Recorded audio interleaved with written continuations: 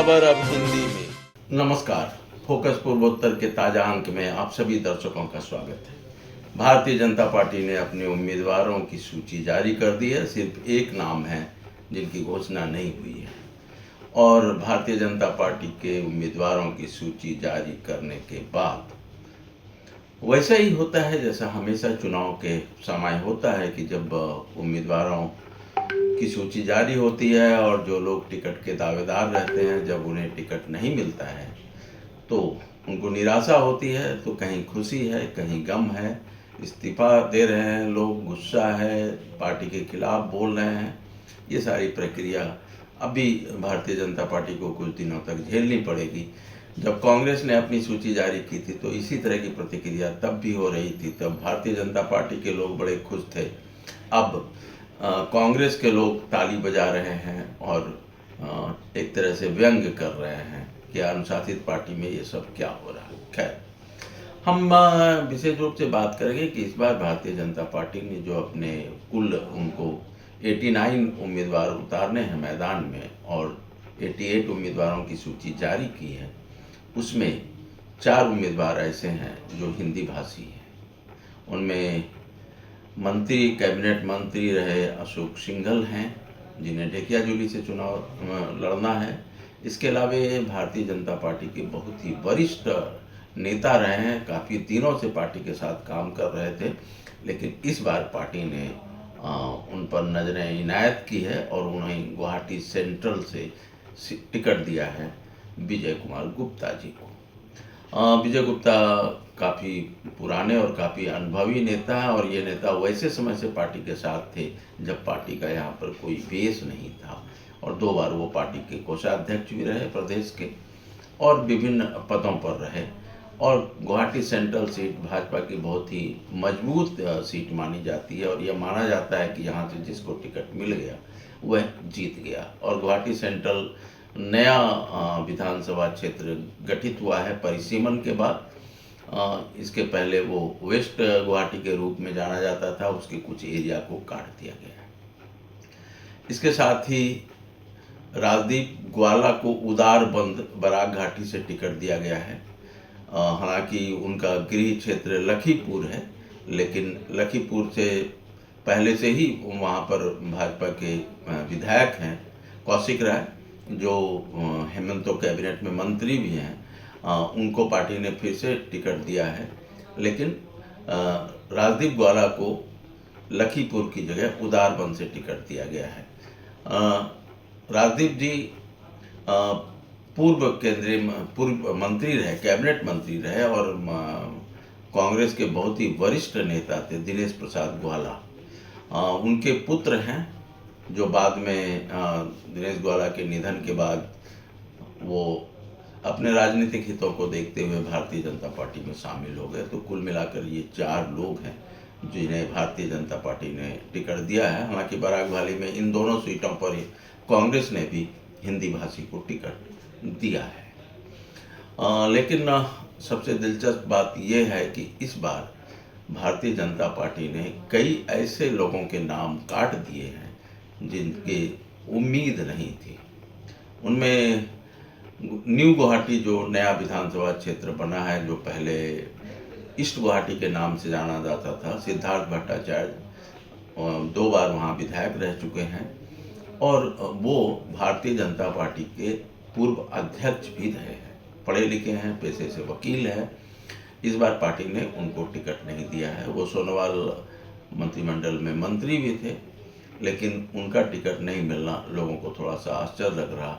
उसके बदले डिब्लू रंजन शर्मा को टिकट दिया गया है, जो सामागुड़ी से विधायक हैं, लेकिन वहाँ पर अब वो ऐसी सीट है, अल्पसंख्यक बहुल सीट हो गई है, तो उनका जो पुनर्वास है वो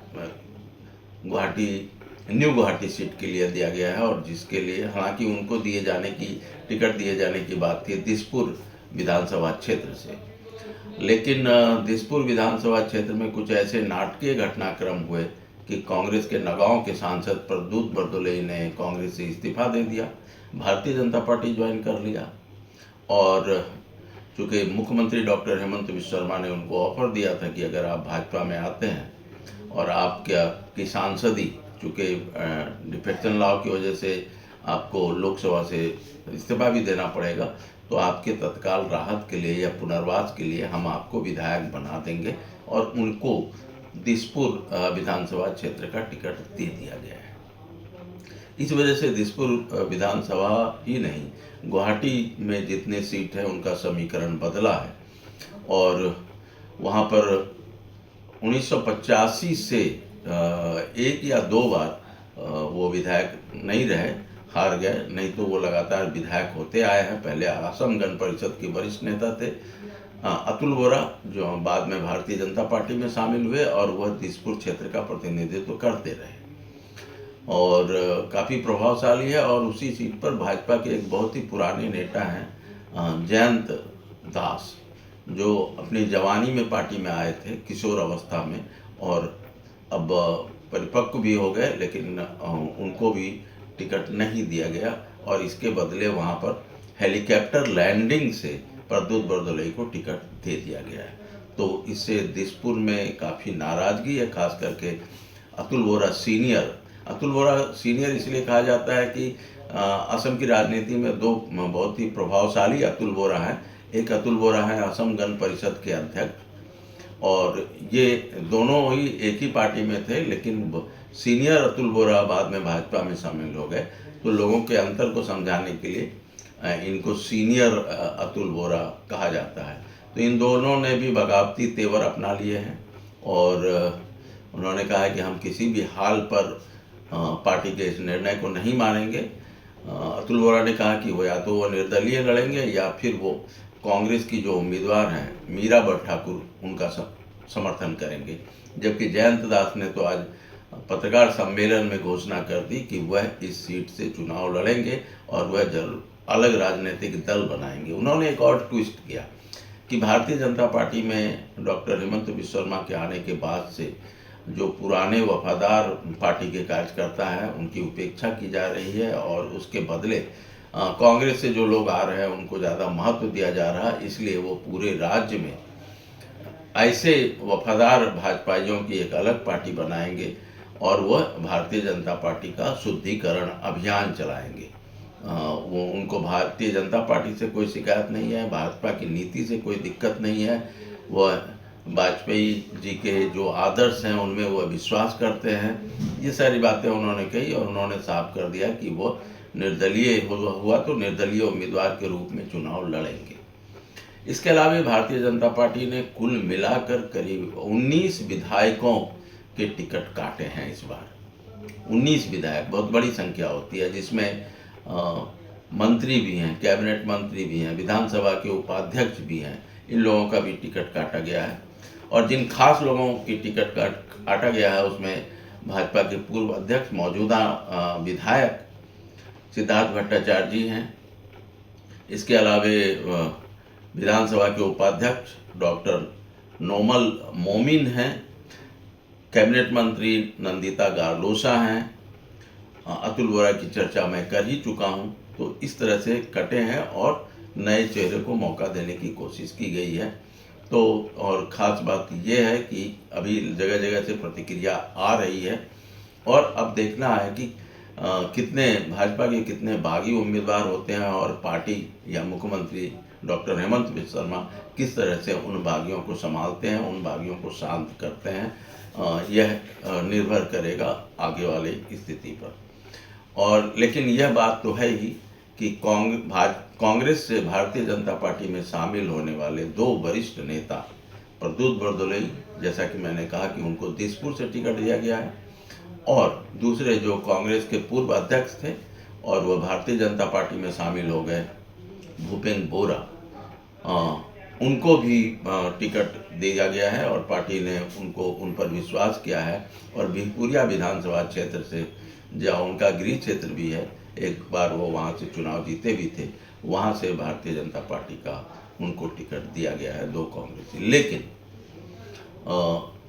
यह अलग बात है कि जो इसके पहले लोकसभा चुनाव में या पिछले विधानसभा चुनाव में जो भी कांग्रेस छोड़कर भारतीय जनता पार्टी में गए थे, चाहे वो जोरहट के पूर्व विधायक राणा गोस्वामी हों या फिर काफ़ी युवा तेज तर्रार नेता अंकिता दत्ता हों, ऐसे तमाम नेता जो कांग्रेस से गए थे उनको विशेष महत्व नहीं दिया गया है। हाँ, इन दो नए नेताओं को विशेष रूप से महत्व दिया गया है। असम गण परिषद ने मेरे इस बुलेटिन जारी होने तक कोई अपनी तरफ से अधिकृत सूची जारी नहीं की है। उन पर भी काफ़ी प्रेशर है और वहाँ भी अगर लेकिन यह तो तय है कि असम गण परिषद के विधायक जो वेस्ट गुवाहाटी जो सेंट्रल गुवाहाटी सीट है रविंद्र नारायण कलिता, उनको टिकट नहीं मिला है। यह तो स्पष्ट है क्योंकि उस सीट से भारतीय जनता पार्टी ने अपना उम्मीदवार खड़ा कर दिया है। इसके अलावे भी जो भूपेन राय का पुनर्वास माने इंपोर्ट एक्सपोर्ट हुआ है, वो एजीपी से एक्सपोर्ट होकर भाजपा में इंपोर्ट हुए हैं और उन्हें अभयापुरी से टिकट भारतीय जनता पार्टी ने दे दिया है। और ये सारे लोग जो है अभी भारतीय जनता पार्टी ने अपनी सूची जारी कर दी है, एक सीट सिर्फ बाकी है।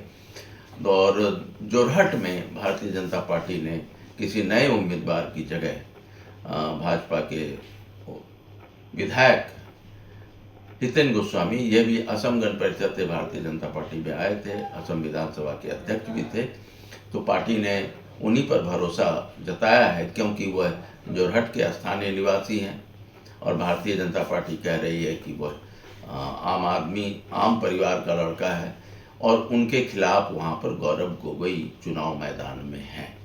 तो इसीलिए भारतीय जनता पार्टी पहले किसी और उम्मीदवार को देना चाहती थी, लेकिन उसने अंत में यह देखा कि गौरव गोगोई के मुकाबले अगर किसी बाहर या किसी नए उम्मीदवार को दिया जाए तो शायद पार्टी की और भी स्थिति खराब होगी। इसलिए हितेन नाथ गोस्वामी पर पार्टी ने भरोसा बढ़ाया और वह गौरव गोगोई के खिलाफ वहाँ पर मंच पर होंगे। मौजूदा स्थिति को देखकर कांग्रेस भी अपनी रणनीति में कुछ बदलाव कर रही है। बीच में गठबंधन ना होने की वजह से राइजर दल के अध्यक्ष अखिल गोगोई थोड़े नाराज चल रहे थे। फिर इस बीच में कांग्रेस की तरफ से और खास करके गौरव गोगोई की तरफ से पहल की गई है, अखिल गोगोई से बातचीत की गई है कि ज़्यादा विभाजन नहीं हो। हालांकि अब पूरी सहमति नहीं बन पाई है और आने वाला खेल दिखेगा, लेकिन यह बहुत ही दिलचस्प है। कांग्रेस के एक और विधायक हैं निरंजन दास, उनको भी टिकट नहीं मिला है तो उन्होंने पार्टी से इस्तीफा दे दिया है। तो आने वाले दिनों में इस तरह से चीज़ें होंगी और अलग अलग समीकरण भी बनेंगे। तिनसुकिया के विधायक संजय किसान को नया जो विधानसभा क्षेत्र का गठन हुआ है माकुम, वहाँ पर उनको भेज दिया गया है और तिनसुकिया से नया उम्मीदवार हैं पुलक गोहाई, उनको टिकट दिया गया है। तो आने वाले समय में और भी स्थितियाँ बदलेंगी और तरह तरह की प्रतिक्रिया आएंगी। तो हम आपको असम विधानसभा चुनाव से जुड़े हुए जो इस तरह की जो चीज़ें हैं, जो विश्लेषण है और सटीक विश्लेषण आपके पास लेते आएंगे। आज के लिए बस इतना ही। अंत में एक बार फिर से आग्रह कि अगर आपको मेरा कार्यक्रम पसंद आ रहा है तो इसे लाइक करें, शेयर करें और सब्सक्राइब करें। धन्यवाद।